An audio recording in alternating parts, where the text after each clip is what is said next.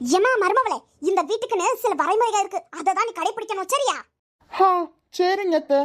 இங்க பாரு, இந்த அக்கம் பக்கம் பேசுறதெல்லாம் இருக்க கூடாது. உன் வேலை என்னமோ அதை பார்த்துட்டு இருக்கணும். சரிங்க அத்தை.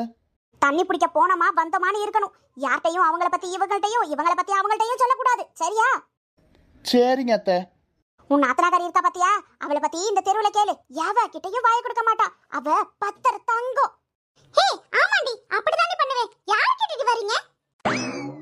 என்ன வெளிய ராதிகா சவுண்ட் கேக்குது? ஏமா ராதிகா, என்னமா ஆச்சு? ஏன் அப்படி சத்தம் போட்டு வர? அம்மா, அந்த பக்கத்துல கவிதா இருக்கால, தண்ணி பிடிக்கிறப்ப சண்டைய போடுறோம். அதான் குடத்தை வச்சு ஒரே ஒரு மண்டையில போட்டல, மண்டை உடைஞ்சு தெரிச்சிருச்சு. ஏமா நீ ஒண்ணு கவலைப்படாத, குடம் போச்சேன்னு அவளோட பித்தளை குடத்தை ஆட்டைய போட்டு வந்துட்டேன்.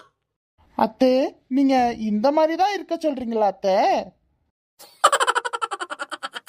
அம்மா, நாங்க கோவிலுக்கு போயிட்டு வரோமா? சரிப்பா, பார்த்து போயிட்டு வாங்க, ஊர் கண்ணு பற்ற போது. சரிம்மா. அத்தை, போயிட்டு வரோம் அத்தை. சரி சரி, பார்த்து போயிட்டு வாங்க. நல்ல அறிவு தானே கடவுள்கிட்ட வேண்டிக்கோ சின்ன பொண்ணு. சரிங்க அத்தை. எங்க மாமியாருக்கு நல்ல அறிவை கொடுன்னு நான் கடவுள்கிட்ட வேண்டிக்கிறேன்.